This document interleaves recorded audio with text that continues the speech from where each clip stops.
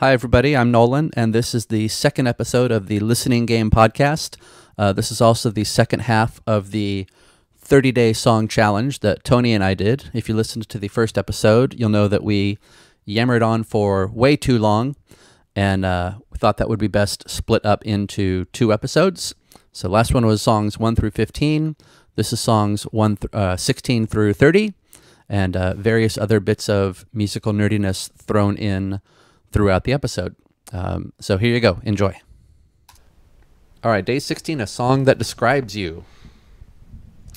Yeah, this was What tough. song describes you, Tony? Well, I don't know because I can't describe myself. So Yeah, some of these challenges where they were more like personal things, like a song describing your mood right now, or a song that, you know, this and that.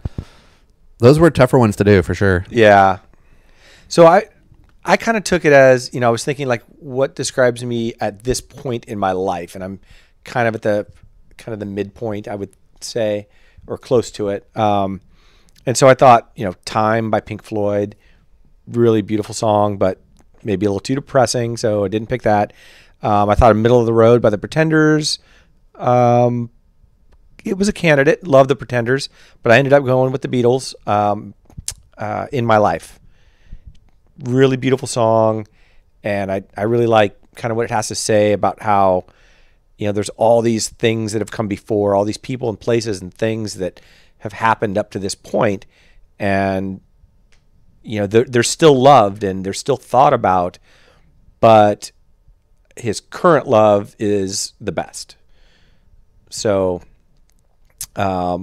just one quick lyric from, the whole song is great, but the one that kind of resonated, though I know I'll never lose affection for people and things that went before, I know I'll often stop and think about them in my life, I love you more.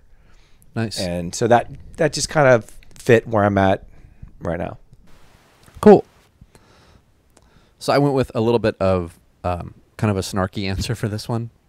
I chose the song My Second to Last Will and Testament by the band Carter USM. They're just a criminally underrated British kind of, I guess, pop band, but they're from that 90s period of pop that was coming out of England that got us bands like EMF, and the stuff that had a little bit of a techno aspect to it, but they were writing pop records at the same time too. So like the really, really, really melodic takes on Ministry songs, and that just went really, really way more pop direction with some of that sort of idea. And so I went with Carter USM, My Second to Last Will and Testament. It's just a fun song about the guy dying, and the lyrics are all things like, are you prepared to meet your maker and ask for your money back? And just sort of very Britishy, tongue-in-cheek jokes about I'm done. And so maybe that one's only funny in my head. If you know the song, it's funny or something. I actually saw Carter USM open for EMF in Davis, and that's how I first discovered the band. And Nice. Instantly was hooked. Thought they were great. I've bought every record since then. They're actually playing their last shows ever later this year in England. Oh, wow. And apparently they're sold out. It's like 5,000 seat venues every night, and they're all the tickets are gone. I'm really, really bummed I cannot get to England to watch Carter one more time live. Why are they calling it quits? I'm not sure. I think they're just moving on to other things. They haven't been solidly playing this entire time. They played for a long time and then took several years off and did other projects and then came back together, and they've kind of done the on again, off again thing a few times. Maybe it's time to switch gears or something, and I don't know. All right, day 17 was a song from a favorite album. Okay, more build up. Dun, dun, dun. Lot of favorite albums, but one that really stands out because of how I got it, and that was, I was in high school. One of my favorite bands at the time was U2. I had both of their first two albums, Boy and October. Listened to both of those just over and over and over, and knew that their new album GWAR was coming out on whatever day. It was midweek, I think. And so I was like, I am getting that album like as soon as it comes out. And I kept, asking the record store, and they're like, okay, finally, it'll be here Tuesday or whatever. Two things. One, I was sick as a dog, like home from school, sick, like for real. Not, I'm going to call in sick and go get this album. It was like I was actually sick. And 2, it was like blustery and rainy, just like drizzly, cold, just a really crappy day. And I lived 3 miles from the record store, from Tower Records. So I got on my bike, sick as a dog, just on my deathbed, and rode my bike in the rain 3 miles to Tower Records to buy this album, and then listen to it for the rest of the day while sick at home. Probably listened to it 10 times that first day. So the album was GWAR. The song I picked was Like a Song. Probably my favorite song off that album. More than like New Year's Day or Sunday Bloody Sunday, both good songs, but Like a Song, it just has just driving passion in his lyrics and his delivery. It's just a very passionate song, and I just love the opening kick drum too. So that's my pick, Like a Song from GWAR. Nice. I have not played that album in a long time, so I'm not recalling that song at the moment. In my head, but I know I have GWAR in the other room in the yeah. I'd try to sing it for you, but I can't sing, so it wouldn't help. So for my song from my favorite album, I went with the artist name is E, just the letter E, and the song is called "Shine It All On" off the album Broken Toy Shop. E is the singer in the Eels now, right. And before it was called the Eels, he put out 2 records just under the name E. This is off the second album. It's an album I've played Broken Toy Shop front to back thousands of times. I think I'm on my 3rd or 4th copy of the album because I keep playing it so much. I wear it out or break it or loan it to friends, then I'll bring it back, and I've had to rebuy the album regularly. And by pure coincidence, I used to work with this guy named Marvin at a music record label /.com thing down in the Bay Area. Years and years later, I was talking to Marvin, I think, on Facebook about records, and somehow E came up, and I said, "Oh yeah, I love that album Broken Toy Shop that he made, blah blah blah." And Marvin sent me a message saying, "I haven't puffed my own chest in a while. Pull out your copy of Broken Toy Shop and look at the liner notes on it." Like, okay, what's he talking about? And I open it up, and there's my friend Marvin's name inside one of my favorite records of all time, and I had no idea Marvin worked on that record. Yeah, I was like, "How? What? Explain." He's like, "I'm in the first record too." He was in the first album called A Man Called E. He was listed in there too as like thank you for MIDI programming assistance from Marvin. I don't want to say his last name, but so I contacted him again, like, what's this? And like, oh, just I knew E from back in the club days, and I worked at Roland at the time, and he was a friend, and just he would call me and ask for advice on how should I hook this up, or I'd help solve technical issues for him, and he was kind enough to put me in the credits on the record. But cool. I thought that was so cool. I know somebody that was on one of my absolute favorite albums. Awesome. All right, day 18, a song with a number in the title. Aha. If you have build up for a song with a number in the title, I think we're going to have to question. I don't. Okay. I don't. No. Well, first there was 1, and then there was 2, and I thought, no, I don't want to put a 2 in. I want a 3. There's so many but numbers. 4 is bigger. I actually almost went with a 7-second song, 99 Lift Balloons, which is a cover, right? Of Nena, which I like both versions very much. Almost went with those. Almost went with 1979, Smashing Pumpkins, another great song. But I decided to go with Golden Shower of Hits, Jerks on 45 by the Circle Jerks, which is a fantastic... It's off the album of the same name, Golden Shower of Hits, and it's just a montage or a medley of cheesy 70s love songs. Oh yeah, it's great. One of the best little montage songs ever. So I actually wrote down so I could remember all the songs. There's 6 songs. Along Comes Mary by the Association, Close to You. The Carpenters made it famous, but about 8 different people recorded it. Afternoon Delight, Starline Vocal Band. Having My Baby by Paul Anka. Love Will Keep Us Together by Captain S. Neal, and DIVORCE by Tammy Wynette. And they do a very nice little punk medley version of that. They do. So. Yeah, I have that album. That's a great medley. Yeah. What did I do for this one? Oh, song with a number in the title. I forgot where I was. I went with Green Day. They have a song called 80.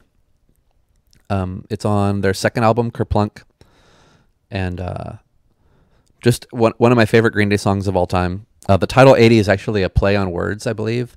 He wrote down 80 on the track listing, but phonetically it sounds like 80 as in short for Aiden or Adrian, the person's name, Adrian.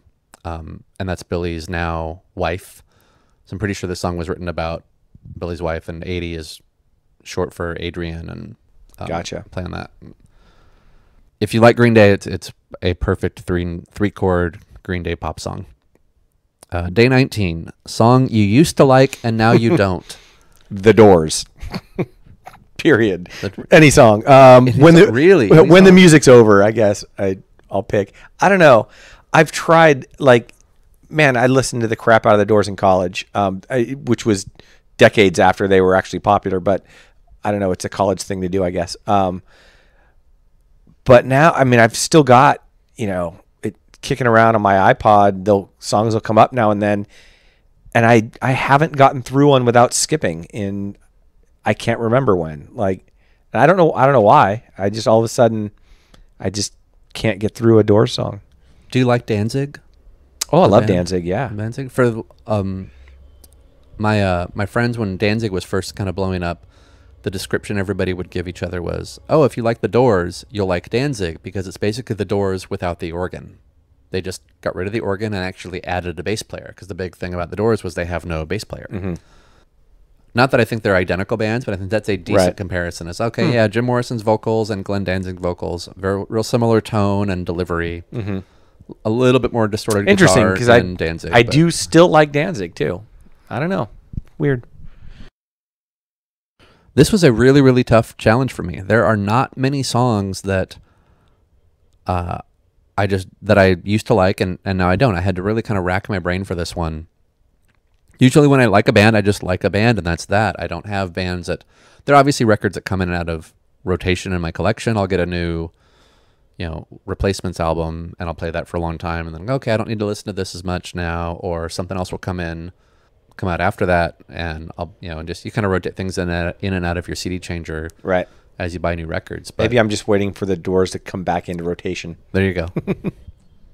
But I think I actually had to pull out my box of singles and start looking through them to figure out, okay, which of these do I really, really not want to play right now? Not just what I kind of have on in the background passively and still kind of enjoy, but which one do I not want to play? Mm-hmm. And the only thing I could come up with was the Styx' Don't Let It End, which was the follow-up single to Mr. Roboto.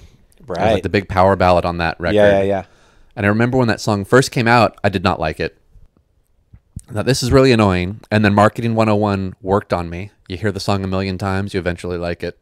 And I was still a kid at this point. Yeah. Marketing 101 probably worked easier on me then because I was 8 or something, or 5 or whatever the heck age I was. Right.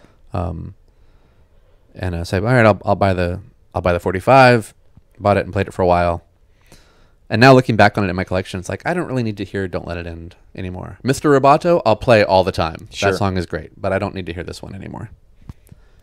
All right, day 20, a song that reminds you of someone. This was yet another hard challenge for me. Like, I didn't really necessarily pick the typical answer of like, oh, this song is about or reminds me of ex-girlfriend, so-and-so. I wanted to go with something at least a little more interesting than that. What did you do, Tony? Well, I went with something that reminds me of actually two fictitious people. I went with Dusty Springfield, Son of a Preacher Man, because I immediately think of Vincent Vega and Mia Wallace from Pulp Fiction. That song, is so integral to that scene when he's meeting Mia for the first time at her house, and he's just sort of milling about the living room, and she's talking to him on the intercom, and that song's playing, and he's waiting for her to get ready so they can go out for the evening. And I can't hear that song anymore without picturing that entire scene in my mind.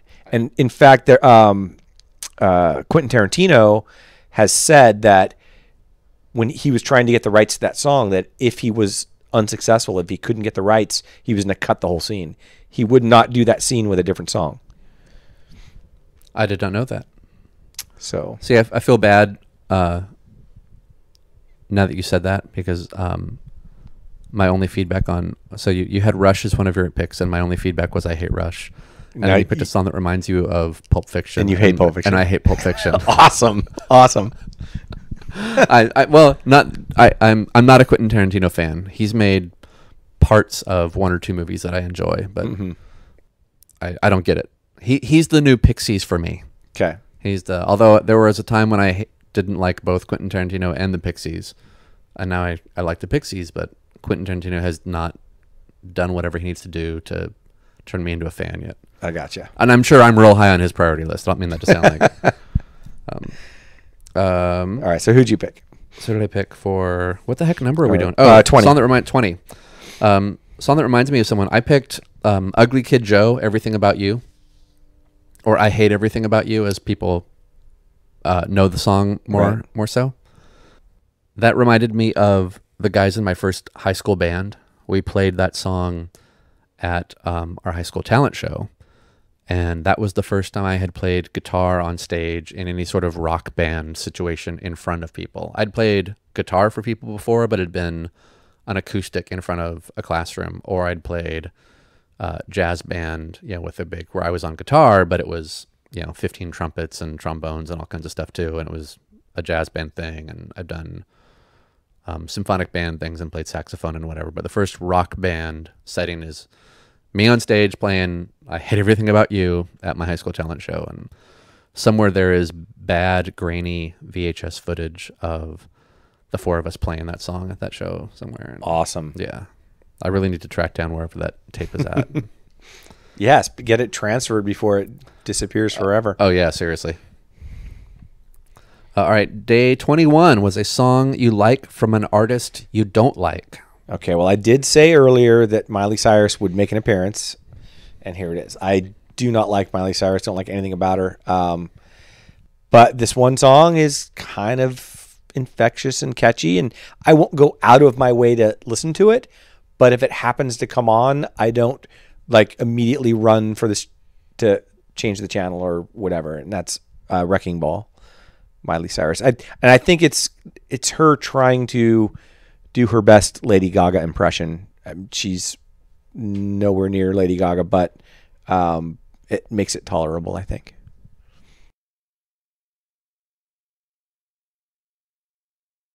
I did the same kind of thing you did. I might have seen your answer to this one and been inspired. I don't remember.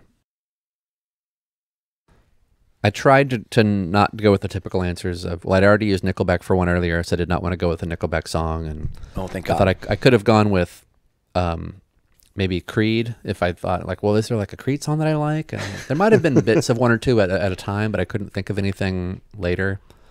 So I went with Roar by Katy Perry. And I could have used any number of Pixie songs in here if I had done this challenge a year ago. But now that I'm starting to enjoy them, I didn't do that. And yeah, Katy Perry, Roar, it's a decent put together pop song. And but overall, I would not say I'm a Katy Perry fan. Yeah, I think that fits right. It's kind of the same level as the Miley Cyrus thing. They're Pretty interchangeable. Yeah. I guess I would give Katy Perry a little bit more cred, for lack of a better term, for me, just only because of the Sacramento connection her band has. Max Hart, who plays keyboards in Katy Perry's band, used to be in Death Ray, one of my favorite Sacramento bands of all time.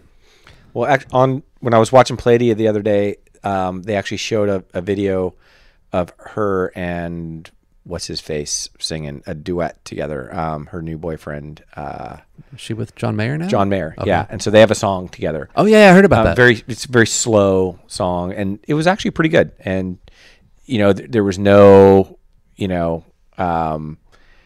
weird stuff to her voice, and it wasn't poppy at all. It was just a slow ballad, and she actually sang pretty well. So Nice. I definitely give her a little bit more credit, I guess. All right, day 22, a song you can't listen to without singing. Okay, well, first of all, I can't sing at all. So this only happens when I'm alone. If there's anybody around, it just doesn't happen. I stifle it. But there's really two. I'll go with the one that's for sure, though, is Elvis Costello, Allison. Nice song. Whenever I hear that song, if I'm alone, but it's usually in my car, so I usually am, I will sing the entire song. In fact, if while I'm singing along with it, I accidentally screw up a lyric, I hit back and start it over. So you make sure that you say Gina Punkerelli never took advice. Right. So Nice. yeah, so that's my pick. Nice. Next time I'm in the car with you, I'm gonna secretly grab your iPod and move it to the song to see if I can get you to sing it while I'm sitting in the car. And I don't think you want to do that. I will make cats scream. did you see the Elvis Costello and Friends special on? It might have been on Palladium actually a couple years ago, where it was him. It was him and his band, and then he had like Ben Gibbard from Death Cab for Cutie come up and do a couple of songs with them, and there was a female artist too. I can't think of who it is offhand. And then Billy Joe Armstrong from Green Day came up and did a couple songs. I think I saw parts of that. I think I saw. I don't think I saw the whole thing, but I think I did see parts of that. Yeah. So there's the two things that popped into my mind when you mentioned Allison and that is one, watching. So Billy Joe Armstrong does Allison with Elvis Costello, just the two of them on acoustic guitars together. In fact, I think that's the version I linked to. Oh, is it? Okay. Yeah, is the Billy Joe Armstrong version. Yeah. That's like one of the best performances ever of any song. And if they show it in that, I know they showed it on the TV show. If they showed it in the YouTube clip too, it's great. Like watching Billy Joe walk on stage and just watching the look on his face when he's about to go play live with Elvis Costello, who he's obviously a huge fan of. The look on his face is awesome because Billy Joe's a guy who's always very, very confident on stage and very good at what he does, being a rock star and everything. There's a moment, though, when he's going up those stairs and walking over to shake Elvis Costello's hand. You can see him just be reduced to a 14-year-old dork kid just learning how to play guitar and just getting into Elvis Costello's music. And it's that those few seconds alone are awesome. And then the fact that they play this brilliant cover of Allison after that is just icing on the cake for me. Yeah, definitely was a good version. Yeah. So I went with Digital Underground, The Humpty Dance, a band you and I have seen live together. Yes. I love this song. I've loved this song since it came out. I'm thinking of covering the song with my band sometime. I want to figure out a way to do it. It's just I know every note, I know every word.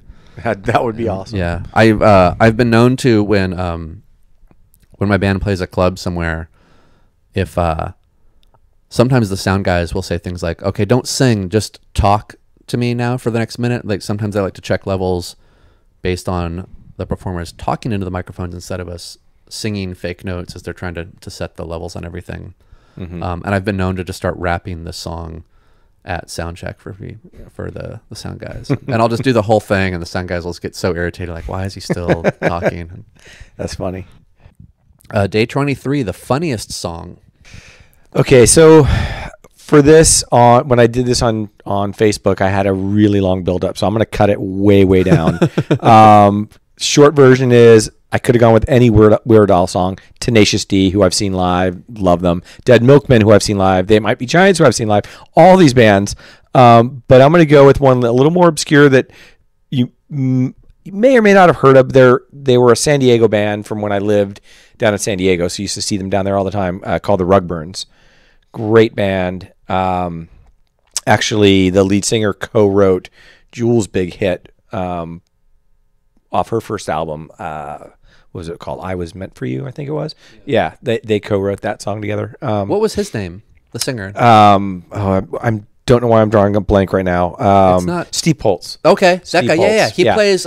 He's played at he Old does Eye. solo tours and comes through town and plays Old Ironsides. I saw him at Old Ironsides. Yeah. He played Concert in the Park once too. He's a great songwriter. He's a really good songwriter. Yeah, so Steve Poltz there's a funny story involving him and a band that you and I are friends with that I'll tell you off microphone later because I'm not sure that band wants me to divulge the story on a podcast. Sure. But now I have to, as soon as we're done, I have to immediately email them as soon as we're finished with this. I'm like, oh my God, you guys, the Steve Poltz story almost came up on the podcast. You got to listen. And that's hilarious. So I'll tell you later. Yeah. But so the song was Hitchhiker Joe by the Rugburns. Absolutely hilarious song about a hitchhiker or a guy who picks up hitchhikers and then chops them up. So nice. Yeah. I went with a song even more obscure than the Rugburns, or a band even more obscure than the Rugburns, I went with the Stick-Ups and the song Hipster Christmas List. The Stick-Ups is a band with 2 guys in it. Chris, who plays in the Brodies here in town, have been around for, I think, nearly 20 years now, and me.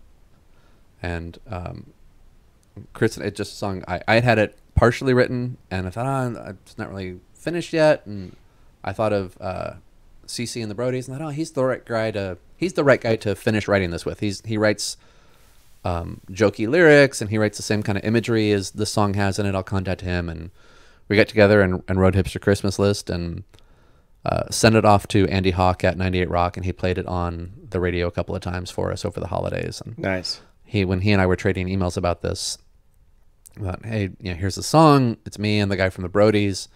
He wrote back and said, what's the band name? And Chris and I didn't have a band name at the point. We're both like, you can just say it's Nolan and Chris or whatever. And then I think Chris has a daughter who's like 5. She said, oh, you should call your band the Stick-Ups.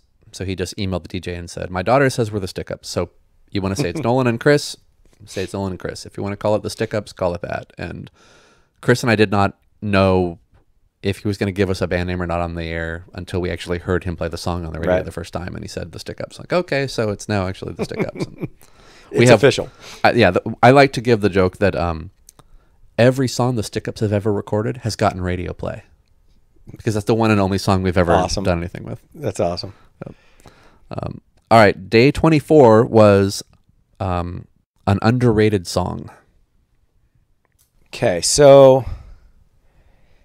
this was a really, really hard one too, because there's so many underrated songs. So totally. Like most of the best songs out there are underrated songs too. Yeah, exactly. So I decided to make another self-imposed rule on this one and pick a song from an album that has some mega hits on it. So it's just sort of an overshadowed song.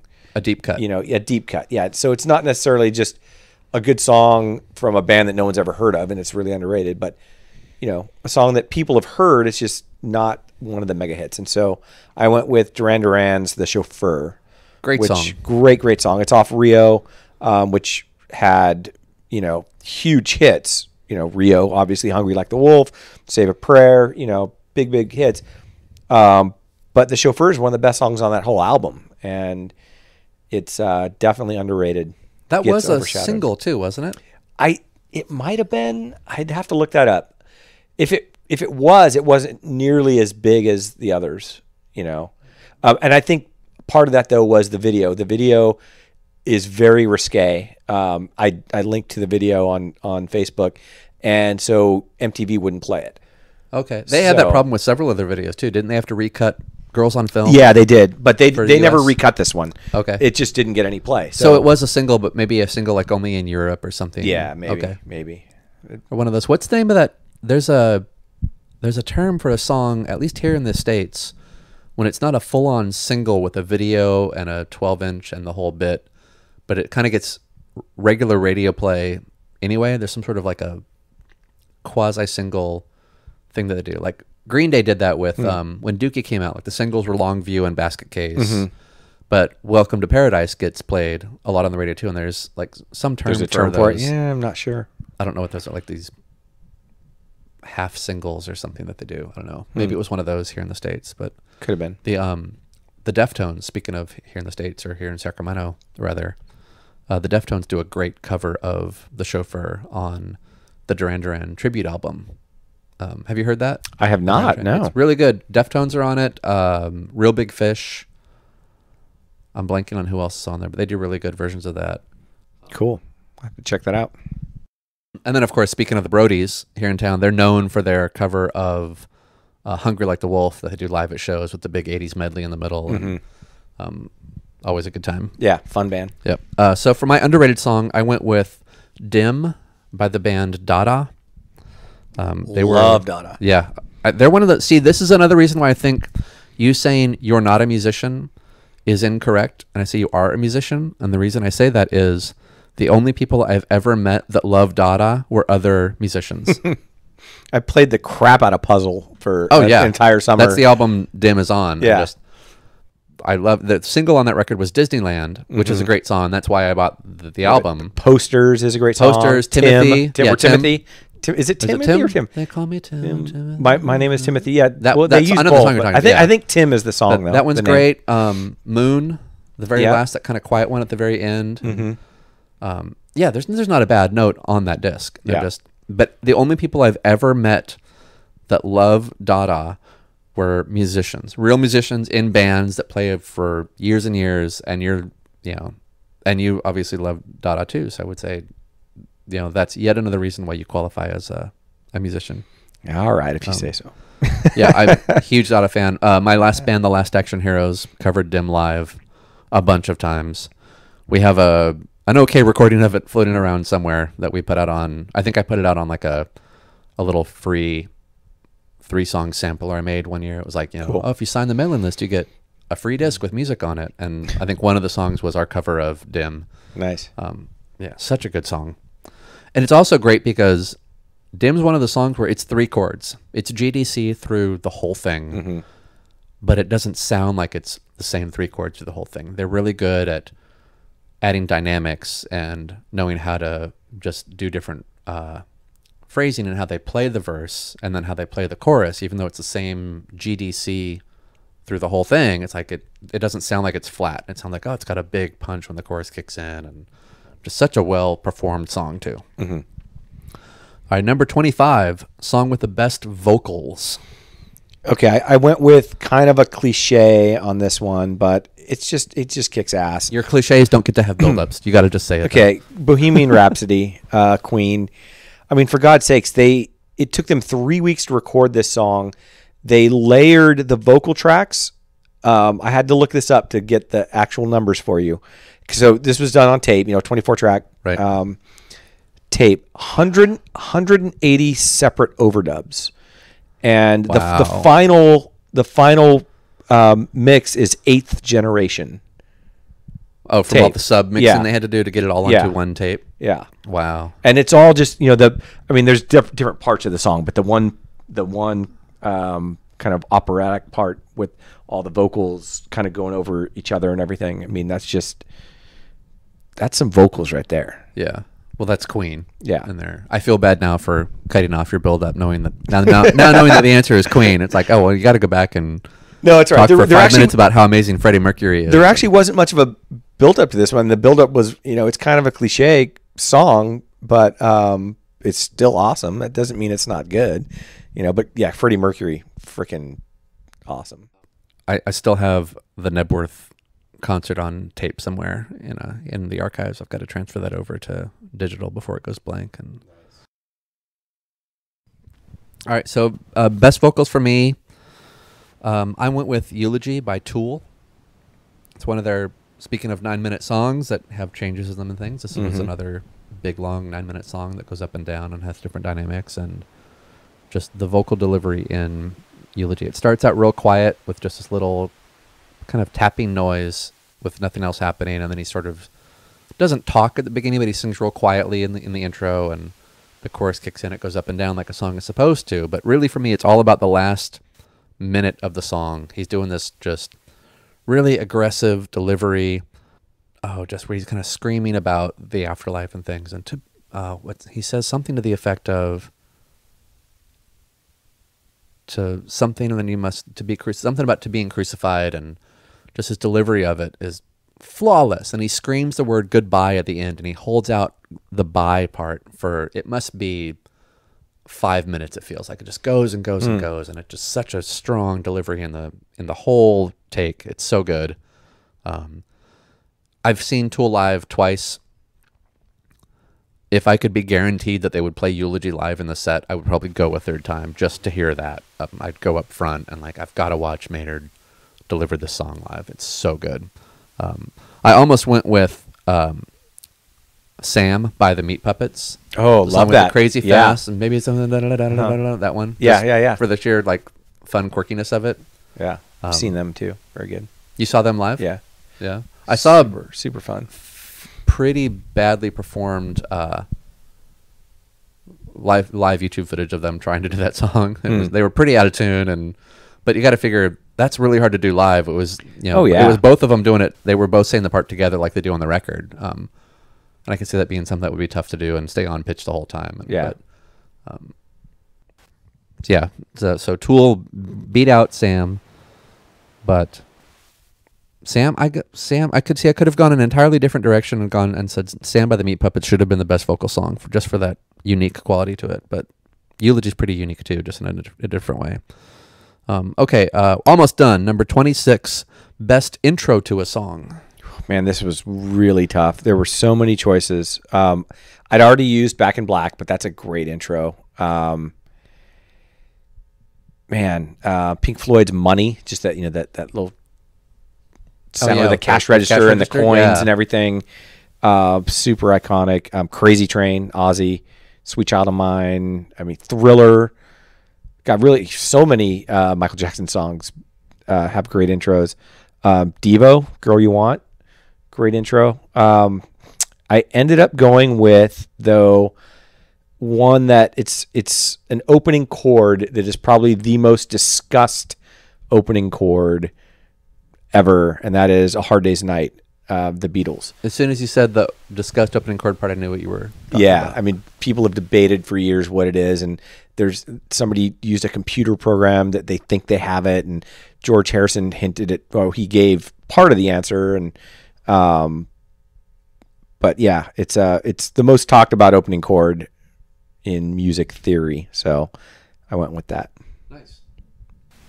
I feel like I've seen some of those YouTube clips about like the little dissertations over what is this chord, and the people saying, it's actually 3 different chords, one played by the bass, one played by the guitar, and one played by a piano or acoustic guitar or something else, and they layer them together, and they're all related chords. Like, well, one of them plays the root note D, and then the next guy is playing a G chord with a D bass note or with an F sharp bass note. And since D and F sharp are, since F sharp is the major third of the D scale, then that's why it sounds connected. And then they layer this other part on there too. And gotta love the Beatles. Yep, they've been on this list a lot. They have. We've had several Beatles things pop up. I didn't realize how many times they were noted between us until we started doing this recording. We've had them pop up. I've talked about Rush way more than I thought I would today, too.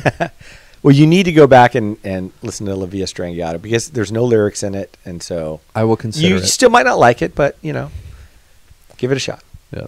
Between you and, God, the bass player in my current band is just the biggest Rush head, too. And he's bound and determined to make me a Rush fan as well. Like, I've got the DVD for All the World's a Stage sitting over there. He loaned that. He's like, you got to watch this. I'm like, really? You're going to make me watch the Rush? Like, no, you'll like it. You'll like it, I swear. It's been sitting there for 6 months. I haven't gotten to it yet.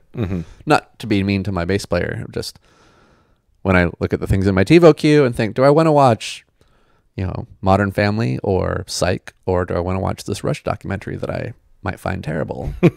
I tend to go through my Psych episodes a little more quickly. Right. So for my best intro to a song, I went with a song we actually talked about earlier briefly too, Green Tinted 60s Mind by Mr. Big. It's got that opening, very Eddie Van Halen-esque guitar run that he does. I think when I started doing this challenge, I thought, I'm going to finally block off the time and learn that intro. I can figure this out. I've learned various Van Halen songs over the years. I can play Master of Puppets by Metallica. I can play some stuff.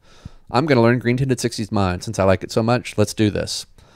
And I pulled up a couple of YouTube clips of watching people play it, and I pulled up a couple chord charts on the net to show like what the fingerings are. It's been a month now. I still cannot play that thing. Wow. I've got one guitar I'm worse on it on some guitars than I am on the others. It's so hard that I have to have the perfect guitar in my hands with the right angle and the right cut on the strings and the neck and everything. It has to be just dialed for me to even kind of play it. And even on the guitar that I can just kind of play it on, I have to play it at like 75% of the speed that he does on the record. On the record, he just flies through it. Just just really, really quick run.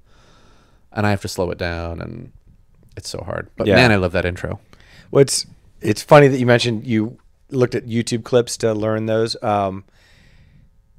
a podcast that I listen to regularly, one of my favorites. I know I've mentioned it to you before, is The Nerdist with Chris Hardwick.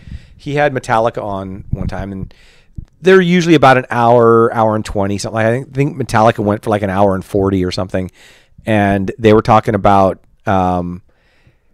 touring, and how sometimes they'll play a song they've never played live, or they haven't played live in a long time, and Chris was like, well, how do you remember how to play them? And they're like, we don't. Like, literally, we don't. We go on YouTube and watch somebody else, like some kid going, hey, here's how to play this Metallica song. And we learn how to play our old songs from 14-year-old kids on YouTube. And they're not the only band that does that. No, I'm sure. I'm sure they don't or aren't. But they've got so many songs, too. But it's no doubt they forget songs, Right. Kevin from 7 Seconds was talking recently about, I guess they had a show coming up, and a bunch of kids were on the website for the venue or Facebook or something, asking like, oh, can you guys please play New Wind tonight in the show? Got to play New Wind, or one of their songs. And Kevin actually had not played it live in a while, so he said he'd emailed the band that day. He's like, hey, can you guys do New Wind if we played that tonight? And they all wrote back and said, yeah, we can do it. And Kevin's like, oh, shoot, now I have to remember the lyrics to it. So Kevin admitted one day, he's like, I actually was on Google looking up my own lyrics that I had written, 10, 20 years earlier, because I had not sung that song in so long. He'd completely forgotten what the words were. And had to Google his own lyrics to relearn them. There's actually a clip recently at, what's his name? Billy Joel is doing a run like once a month at Madison Square Garden now. And there's a YouTube clip of him. Well, he has a residency at Madison Square Garden. He does. That's pimp. Yeah, that is totally pimp. So there's a clip of him forgetting the lyrics or screwing up the lyrics to "We Didn't Start the Fire," and he like starts and he stops and he starts again. And he stops. And he's like, you know what? Forget it. How did he say it? Something like, worst song I've ever written. And then he just skips it. Nice. Yeah. So anyway, we're almost done. Almost done. Day 27, a song with a person's name in the title. All right. Well, I've already used Allison, so that's out. Thought about Hey Jude or Lucy in the Sky with Diamonds. Already done Beatles, though, so that's out. Thought of Gloria. Now, I'd already done U2, but could definitely do the Van Morrison version. Love that version. Michelle, another Beatles song. Almost went with Daniel by Elton John. That is a beautiful song. But as you were talking about the Beatles a minute ago, my brain was going, yet more Beatles discussions tonight. They just keep coming up as we're talking about things. I was not expecting you to bring up Elton John for the third time, I think. Yeah, Elton John's come up in, different contexts. And he wasn't even on the list of, we used Beatles songs in 2 or 3 different spots in our... he's always a bridesmaid, never a bride. Seriously. So I ended up going with Mary Mary, Run DMC. Nice pull. Needed to represent some Run DMC in here. Oh man, I was wearing my Adidas earlier today, so I could say my Adidas, but I changed because it was raining. Nice. Remember that video for that song? There was that crusty old lady that was, I think she was kind of making fun of Tipper Gore or something. She's sort of the women against pop or whatever. Right. I'm Mary Mary, and I don't like these Run DMC guys. And that's she would, right. Follow them around to their shows and picket and whatever. And, The PMRC. Yeah. I think that's an underrated Run DMC album. Tougher Than Leather. Yeah. It's got that. That's on it, and Run's House is on it. Mm-hmm. And there's a great, really interesting song towards the end of the album called Ragtime. It's not the typical Run DMC 3-minute song that's kind of what most 80s hip hop was, like them just talking about themselves for 3 minutes about I'm hard and I'm tough in this way and that way, and you can't rhyme as well as I can and whatever. And Ragtime has some of those lyrical qualities in it too. He talks about I'm the best rapper and so on, but the way they deliver it, it's got a really, really neat spin on it's got a new quality to it as far as how they put together hip hop songs that I don't think I had heard at the time then. So recently I got that cassette deck over there. Nice. So I can go from tape to digital. So I'm going to go out the cassette deck and then through all this trickery here, and I can transfer all my tapes over and listen to them on the iPod again. Now, is that a CD burner on the other side? That is a CD So burner you can on the other burn side.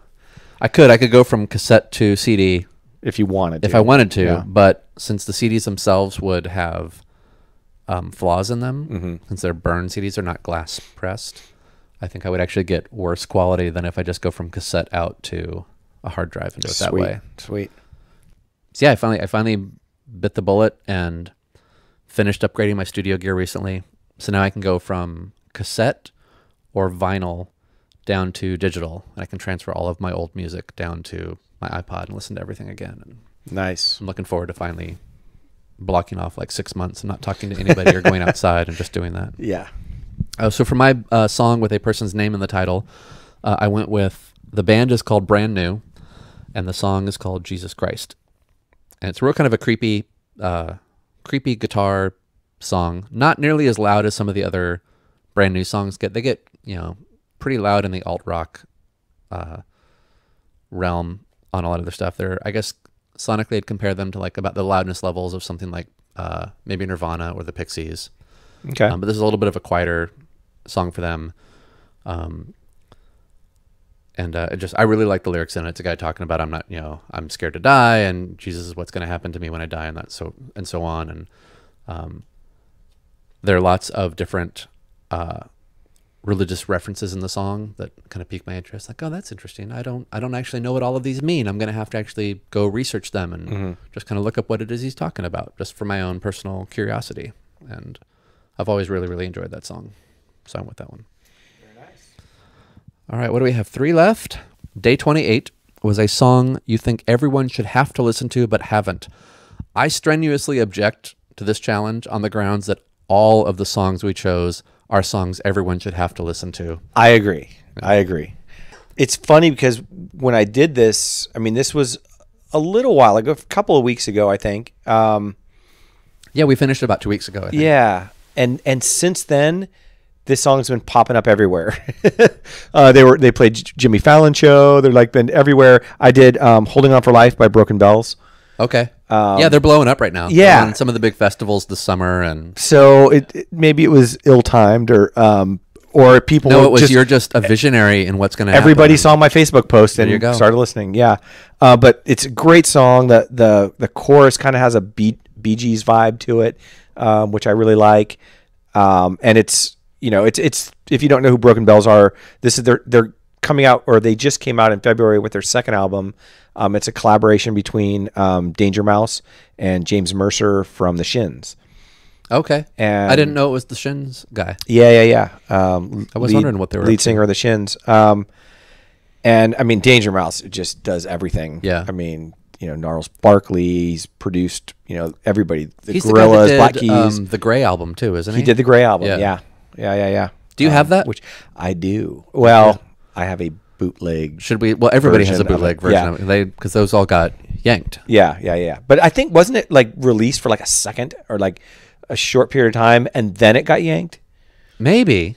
Because it's out there, and so people have it. Yeah, but somehow. did he just put it up? Was it like a free thing he just put on the web? And Maybe said, "Here," maybe that was it. Maybe and then he had to take it down. He put it up. Maybe that was it. He put it up for free. Some people got it, and then he had to yank it. Okay, but I don't remember. I remember hearing about it, but I think I heard about it after he'd already been told to take the record down, and he did, and so I never bothered looking up a copy of it looking to get a copy of it of my own. Right.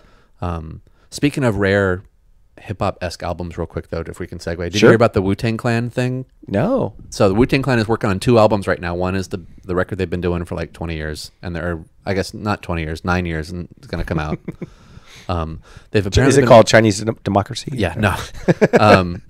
They've also been working on a second album totally in secret, and they say they're going to release 1 copy of this album. What? They're going to make 1 copy of the album. They're going to put it out, and they're going to tour it around the country in museums like they would tour, like when the King Tut artifacts go on tour. They're going to do a tour around the country where people can go and listen to the record under intense security, so nobody can get copies of it illegally or whatever. And then they're going to sell the 1 copy to somebody for millions. They're going to put it like on an Auctioneer's Kristen house. What's the place called? Christie's. They're going to put it on a Christie's auction house. Yeah. Thank you. And sell it to somebody. So the rumors are things like, right now people are saying oh, Jay-Z or Well, Puff Daddy or something. So like the that person is who gonna buy buys it, and- they don't actually have the rights to it though, so they can't like no, they're not. put They're it not up and selling the sell rights it. to Yeah. they're not selling the rights to the songs. They're gonna press one copy of the album That's on vinyl or CD or something. crazy. And then that one copy is what they're gonna sell. That's crazy. Yeah, nuts. Wow. Anyway, so for my song, I think everybody should listen to but haven't. This was a tough one. Like I said earlier, like, do you go with a really popular band and then pick a song of theirs that was just not quite as big, or do you pick a band that's maybe lesser known and like, well, this band is, you know, tiny, but they should have been huge, and so that's why people should have known this song. I kind of tried to split the difference and went with a band that was medium big and picked a medium big song from theirs. I went with Public Image Limited and the song Rise. Just one of my favorite songs ever. Gotcha. I have this vision of having a big show with my band sometime, like maybe our CD release show or something to that effect. And like, I want to have this be the opening music that we walk on stage to, is have Rise play Nice. as we get up there. And one of the other reasons I picked Public Image Limited too, and just, or one of the things that I thought about related to PIL after putting the song on the challenge was, when I was lucky enough to see them live in San Francisco about 3 years ago. I ended up having a great conversation on the street with their guitar player, Lou Edmonds, for about a half an hour. Super, super nice guy. Let me pick his brain about his guitar amps and the pedals and everything he was playing on stage on that tour. And he had a bunch of not just guitars he played, but he brought a handful of weird Turkish stringed instruments that he was playing on songs where you would think, oh, that's going to be played on an electric guitar. He would actually play it on weird, like 3 and 4 stringed Turkish instruments, and he'd let me pick his brain. Oh yeah, this is called a Sez, and I got it in Turkey. They're about, you know, $20, and he had all kinds of info and everything. Just super, super nice guy, to the point where, true story, I talked to Lou for like, I was in the middle of conversation with him for a good 20 minutes or so, and John Lydon went walking past us to go towards the bus, and of course you see the flock of kids head towards him like, oh my God, it's Johnny Rotten from the Sex Pistols, and they go over there and want autographs. My initial thought was, he's not going to do autographs. Johnny Rotten's just not known for being that guy. He's going to get on the bus and be like, let's go. Right. He went right over to the crowd of kids, signed autographs, took photos, did the whole bit for a good another 15, 20 minutes or so before he got on the bus and took off. And I saw that and thought, wow, I could go meet Johnny from the Sex Pistols and PIL right now. But I was having such a good time talking to Lou that I skipped that. I thought, no, I don't really want to be rude to Lou. He's been really, really nice to me. Nobody else is here, and he's happily standing here talking to me about guitar stuff and about where he's from. And the after show at the PIL show was almost worth the ticket price just by itself because of how cool it was. Definitely. All right, day 29, 2 left. Day 29 was an artist you wish were still alive. Well, Now's our chance to take those bands that we wished would reunite but couldn't because Yeah. someone was dead from the No, earlier challenge. Now we can exactly, pick exactly. those. And you know, there were so many to pick from, but I had to go with MCA from the Beastie Boys. Oh yeah. So the song I picked was Sabotage. It was the song they ended every tour with, or every live show with. Just a great, great song. Great, So, yeah. Did you ever see them live? several times. Okay. Yeah.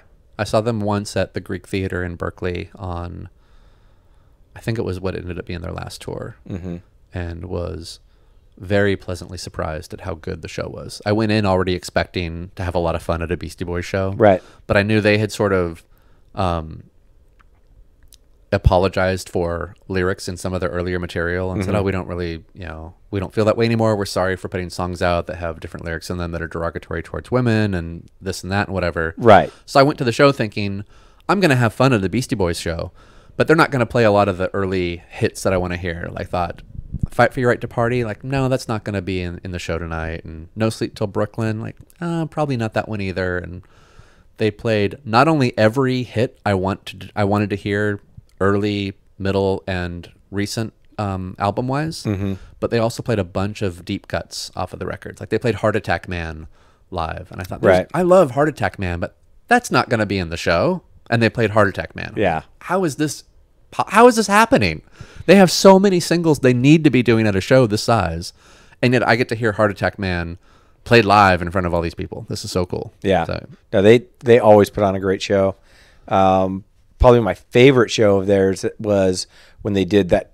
It was for the Hello Nasty tour. They did it in the round. So I saw them at Oakland Coliseum Arena, and so they had that round stage right in the middle of the arena, and they just kind of just went all the way around. It's kind of like who did that back in the day? Def Leppard, I think it was. Yeah. So it was really cool, and the stage actually moved. So the outer part was a ring, and then the inner part turned. And so when they were doing like the live instrument part, so they had the drum riser on that middle part and keyboards and stuff. And so that was like rotating around, so everybody would kind of get a look. Nice. So, yeah, good show. Very cool. So for my artist I wish were still alive, I went with Mother Love Bone and the song Chloe Dancer, Crown of Thorns. This is actually my favorite song ever of all time from any band anywhere. And, wow. Yeah, Andy Wood, their singer, unfortunately died of a heroin overdose in the early 90s, and they only put out 1 or 1.5 albums, depending on how you decide to, which pressings, I guess, you decide are considered the real album. It's also on the soundtrack to the movie Singles, which is one of the best movies and soundtracks ever made. There are several bootlegs of theirs out that I really need to spend the time and track down now. But did you see the Pearl Jam documentary? Oh yeah, it's on the shelf over there. Yeah, because there's some Mother Love Bone early parts of that movie. That footage alone was why I bought the Pearl Jam documentary. Like I love Pearl Jam, and I have some other DVDs and things, but I saw the documentary first on, I don't know, pay-per-view or something. That's on like the first like 20 minutes of it was Mother Love Bone stuff alone. I thought, oh my God, that alone is worth the price of this DVD. I must have it, and was very happy with that purchase. For a while at the, I don't know if it's still there, but if you ever go to the Experience Music Project up in Seattle, they've got the big downstairs area that's like the history of Seattle music. And it's like, it's all chronological. So you walk in, it's like starts with bands from the 50s, and then it goes all the way around to current stuff on the other side. And so right in the middle part where the grunge section is, they've got Andy Wood's purple bass guitar that I think his brother has loaned the museum to have on display. And cool. So I got to stand a foot away from Andy Wood's actual purple bass. And nice. Yeah, definitely worth every penny. If you ever get a chance, go check out Experience Music Project in Seattle. Cool. All right, day 30. Today's theme song. Yeah, this is so random because it's just Yeah. whatever day that happened to be. Right. I was actually that day, because I usually when I work, I'll have my headphones on and I'll be either playing stuff off my iPod or listening to Spotify or something like that. And that just happened to be an X day. I just queued up a bunch of X, and so ended up choosing Hungry Wolf, which just love that song. Love the guitar riff on that song. By what band? X. Oh, by X. Oh, duh. Yeah. So there it is. X, Hungry Wolf. God, X. One of the best bands of all time. Oh yeah, talk about criminally underrated bands. Yeah. This year was the first year where they didn't play Sacramento right around New Year's. The previous 2 years they had, and I went to both shows. They played Harlow's 2 years ago or 3 years ago, depending how you count it, and then they played Ace of Spades, wasn't it? Ace of Spades after that. And then this year, for whatever reason, they didn't play Sacramento. I don't know why. And it's funny because when they played Ace of Spades too, they even ended the show, said, "All right, see you next year." And then I don't know what happened. I don't know. But I was looking forward to the yearly Sacramento X show, Right. because they're just such a good band. I saw them. I've only seen them once. I saw them in San Francisco at the Warfield with Rollins Band opening. Nice. And that was such a fun show. So John Doe, though, I've seen John Doe with the John Doe Thing, I think 4 or 5 times. I saw him at Old Eye. That's what I was going to talk about. So I saw the John Doe Thing at Old Ironsides, and John Doe is signing autographs afterward for people. I don't normally ask people for autographs, but I thought, I got him to sign my CD. What the hell? It's John Doe. I'll have him sign an autograph. And I handed him a disc. He said, "What's your name?" And I said, "Nolan." And he looks at me and he says, "Like the baseball player Nolan Ryan?" I said, "Exactly." So on my disc, he wrote, "To Nolan, here's to fastballs, John Doe." Nice. Back to me. And I saw that and went, that ought to be a song. So I went home and I wrote what I thought at the time was just kind of a leftover nothing track called Here's to Fastballs. I didn't think anything of it. And then I actually played a solo show of my own like a month later at Old Ironsides. Like, I need one more song in the set. I have to play for, 35 minutes or whatever. I've got like 30 minutes worth of songs. I'll throw that Fastballs song on the end of the set. Just it'll fill in the set and, then I don't have to worry about it anymore. So I did, and I played it. Didn't think anything of it. That's been one of my most requested songs at every show I've ever played. Wow. Solo synth. Like kids were coming up to me at a house show I played up in Auburn like a month later. And I'd never played Auburn before. I'm still not anybody. Yeah. But this is like, I'd only played a few shows solo at that point. And kids were coming over like, oh, are you going to play that song about fastballs tonight? I'm like, how in the heck did you guys hear about what? I don't have a record out. What are you talking about? That's crazy. Yeah. But it's all because of John Doe writing John Doe. Here's to Fastballs on the cover of his disc and handing it back to me. Nice. So I keep threatening myself to send John Doe a copy of that CD with a note saying, I met you at I, blah, blah, blah. Here's to Fastballs. And here's the disc that you're partially responsible for. But I haven't gotten off my butt to actually do that. Yeah. I'm trying to remember the name of the album he was kind of touring with at that point. Because that's the one I got signed. It's Freedom Is? No. With like the yellow gray cover on it? No. It's on the tip of my tongue. Something Stars. Oh, Dim Stars, Bright Sky. Yes, Dim Stars, Bright Sky. Thank you. So that was the album he was touring on. So I got him to sign that. And so bringing it all the way back to Ted Leo and Amy Mann. Amy Mann is on that album. Okay. With him. Nice.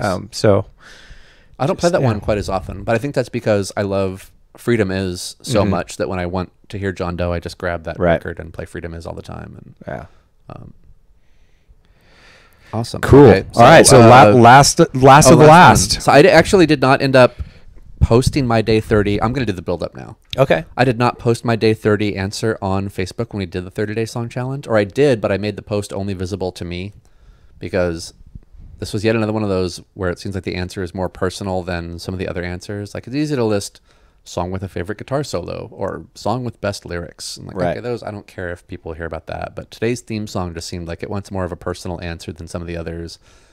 And I've got enough family and friends on Facebook that I didn't want to deal with comments of various sorts if I posted. I was having a crappy day the day we finished this, coincidentally. So I thought, okay, well, today's theme song actually is one called Dear Enemy by the band Far. Just like, today was just, I'd been arguing with different people earlier in the day and thought, oh, that's today's theme song if I'm going to be honest. I posted it, but I only made the post visible to me. Gotcha.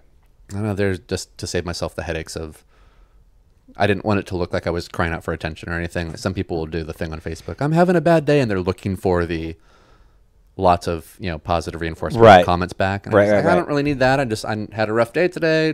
That's the actual theme song. I'm gonna post that, mark it as only visible to me, and then I'm gonna go on with the rest of my evening and go do whatever I was doing. So, yeah, Far Dear Enemy is a song off Far's last album, At Night We Live.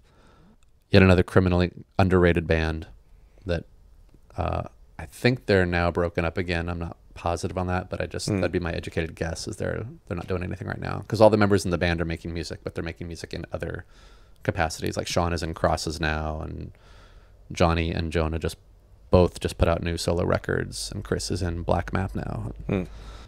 Yeah, so that was my last answer. Cool. So that's the 30-day song challenge.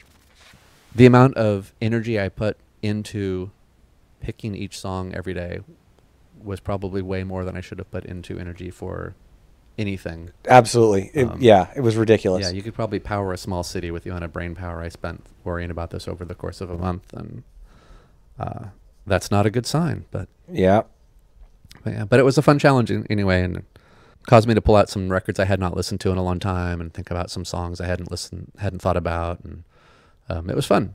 Yeah. So what other stuff has gone on musically lately?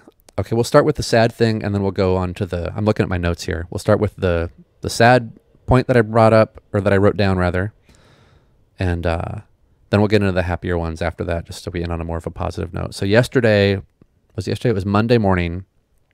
I woke up, and the first messages I saw pop up on the internet were Dave Brockie from GWAR had died over the weekend. Are you a big GWAR fan, Tony?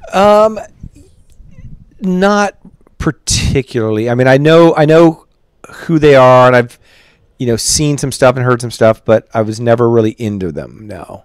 I was into them. I immediately started flashing through the different memories I have of when I've seen GWAR live, different points where I know I was in my life, like physically where I was and what I was doing when I was listening to some of their records. I've got a really, really good friend of mine, or longtime friend of mine, Mark from high school, is a huge GWAR fan, and this was going to punch him in the gut as if like a family member of his had died. And I thought of him, that, oh man, Mark is going to be bummed, and my friend Scott is probably going to be bummed, and I just kept thinking of like, I have nothing but good memories of listening to their music over the years. I've got one of the comic books in my office from, they put out some comics when they toured several years ago, and I bought one of those, and I've got the hat, but I think I'm wearing it now actually. Yeah, such a fun, underrated band, and really, really worth checking out live sometime. They were a blast to see, and I was very, very bummed to see the news that Dave had died from there. Because he's the guy, if you're not familiar with them, Dave was the singer in the band, so he's the voice. And he's also been he's been the sole original member through the whole thing. So GWAR's been a band for 30 years, and they wear the fake outfits, and they have the different character names. Like one guy is Beefcake the Mighty. Well, they've had multiple people play the role of Beefcake the Mighty over the years. And they've had multiple, there's one guy named the Jaws of Death. They've had multiple the Jaws of Death over the years, but Odorous Orungus is the character Dave Brocky played, and he's been the only guy who was Odorous Orungus for the whole 30 years that the band has been around. So I think right now the band is on hiatus until they figure out what to do, since Dave just passed away 4 days ago. It wouldn't surprise me if GWAR calls it quits after this. My personal opinion. I feel like I saw an interview with Dave, though, at one point where he was maybe joking, maybe not, talking about how GWAR could be a band for all time. It's like, well, we don't need to be the same four guys, just whoever plays the Beefcake the Mighty character, and like we can, whoever plays the different characters could be in the band, and the band could be a sustainable band for thousands of years. And I don't know if he was joking or not. It'd be interesting to see. Yeah, it'll be interesting to see if the guys in the band feel if that was serious. They'll be like, well, we're going to continue on without Dave because that's what he would have wanted, or are they going to say, no, this is Dave's legacy, and we're going to stop now out of respect to him and find other stuff to do instead.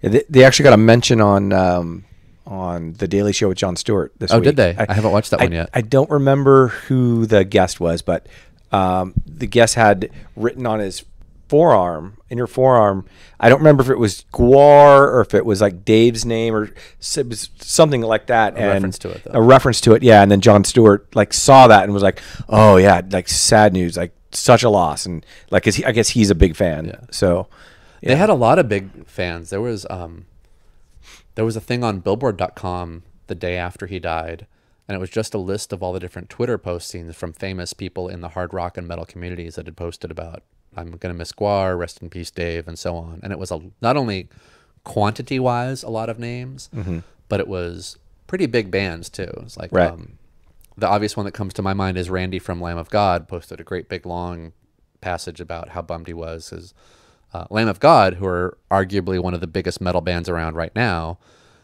they've gone on record saying, well, we got our start because of GWAR. They took us on our first tour and taught us how to do this, and really, really showed us the ropes of being a touring, working hard rock band. And they're longtime friends. Randy mentioned in his article earlier this week how he had just seen Dave at Dave's 50th birthday party like a month ago, and was really bummed to be losing his longtime friend. So anyway, yeah, GWAR, so good. Not a bad legacy to leave behind. If you have to be known for one thing 50 years from now, it's like, I had this band called GWAR, and we had these costumes, and we were in various movies and videos, and we have a video game that we're basically the main focal point of. They were the focal point for the Beavis and Butthead video game. Oh, okay. The premise of the game was somehow Beavis and Butthead's GWAR concert tickets had gotten chewed up by the lawnmower, and you have to run around and collect pieces of the tickets and try to assemble them back together so that Beavis and Butthead can go to the concert. Awesome. Yeah. Okay. So I thought we might make a mention of stuff currently in rotation in our CD players, or new bands that are worth mentioning that we're checking out right now, or anything like that. Just the one that I mentioned already, Broken Bells. Been listening to that. After the Disco is their new album. So that been listening to that. Really looking forward though to the one with Amy and Ted Leo, the both. So that's coming out April 15th. So really looking forward to that. Nice. For me, I've been really getting into a new local band called Brubaker over the last, especially over the last week. But so I first caught them live several months ago. They opened for Jello Biafra and the Guantanamo School of Medicine at the Blue Lamp. And then since then I've seen them live. I really wanted to go to that show and I just didn't make it. That was more fun than I thought I was going to have at that show. And I already went into it thinking I would have a good time. Jello's another one of those artists that I thought had sworn off his early material. I thought between the lawsuits and the fact that it's an entirely different name now, I thought there's no way he plays any Dead Kennedy songs live at the show. This is going to be all new stuff off the Guantanamo School of Medicine albums, and that's it. And I got there, and then I also, the last time I'd seen him live was a spoken word thing. He'd put on quite a bit of weight and wasn't really looking like his thin punk rock self. Right. So I thought, okay, well, when he does the live band thing, he might not be that energetic and jumping around like he was known for doing back in the day of the Dead Kennedys live shows. That was kind of what I went into it expecting. I've never seen any of his music stuff live before. That was my first thought. I could not have been more wrong. He came out jumping around, very engaging, put on a great live show. The band sounded amazing, and they played a handful of Dead Kennedys songs intermingled in the set too. So I heard Nice. Nazi Punks. I heard, I think they did Chemical Warfare. And they did 3 or 4 Dead Kennedy songs that night. Did they do California Uber Alice? I don't honestly remember which of the ones. That really would have made sense. It would have. I am Governor Jerry Brown. I mean, Yeah. because he's back. Right. I don't know which one. I don't remember. I know they did Nazi Punks. I don't remember what the other 3 or 4 were. I feel like I have a photo though of the set list somewhere. I'll have to look that up, and maybe we'll put that on the website later too. And Nice. as like a flashback review of something that happened 6 months ago. So anyway. Brubaker opened that show, and Brubaker is Neil and Gene from the band Kai Kuln, who were untouchable when they were together. It's those 2 guys and Christian on guitar, who I believe was in Blue Chunks, and Larry plays bass. Larry is in Guantanamo School of Medicine, and he also plays in Victim's Family. It's these 4 guys, and they're just great kind of stoner rock, cranked up hard rock music. Reminds me of Clutch or early Soundgarden stuff quite a bit. Just really, really good, solid, loud rock band. They were pretty impressive that night. And then I've seen them live 2 or 3 times since then. I actually saw them this past weekend in Pacifica opening for Green Jello. So there were 2 local bands, Brubaker and then Green Jello. Brubaker was hands down the tightest band of the night. They blew everybody off the stage, just miles above everybody else musicianship-wise. It was so good. And that night they had a brand new 5-song EP out called 5 for 5 they were selling at the show. So I grabbed one of those. So that was Friday night. It's been about a week now. I have not been able to take that disc out of my CD player since then. It is nonstop playing. It is the best thing I've heard in months. Nice. I love this disc. I'm anxiously awaiting the full-length album that they're working on right now. My friend Maurice went with me to that show, and he and I have texted back and forth like, oh my God, I'm still playing the Brubaker record. It's so good. He's like, oh, I know. I'm threatening to get a credit card so I can finance paying for their full-length. Like, he's that excited about it. He wants to just cut them a check if that's what it'll take to get them to finish making the full-length album. Right. We're both so excited about this project. Cool. Well, I think we've been talking for a heck of a long time now. What's our tally? 2.5 hours. Good Lord. Yeah. Good luck editing. Yeah, I'm gonna have to edit this down. This might have to be a 2-parter. Maybe like 1 through 15 and 16 to 30 with some yammering in between the two. And that makes sense. Makes sense. That makes a little more sense then. We can stretch out the suspense of what was Nolan's 30th song, since I never posted it on a public entry that people could see. It's like an hour to hour and 20 is pretty good. That's a pretty good 2 hours is buffer. tough. Yeah, it's tough. Agreed. Especially for something as unimportant as me and you just babbling about how great Beatles songs are and how much we love Mother Love Bone and U2 records. And exactly. Well, why don't we wrap it up there then? And I think this was a pretty good first show. Absolutely. Had fun.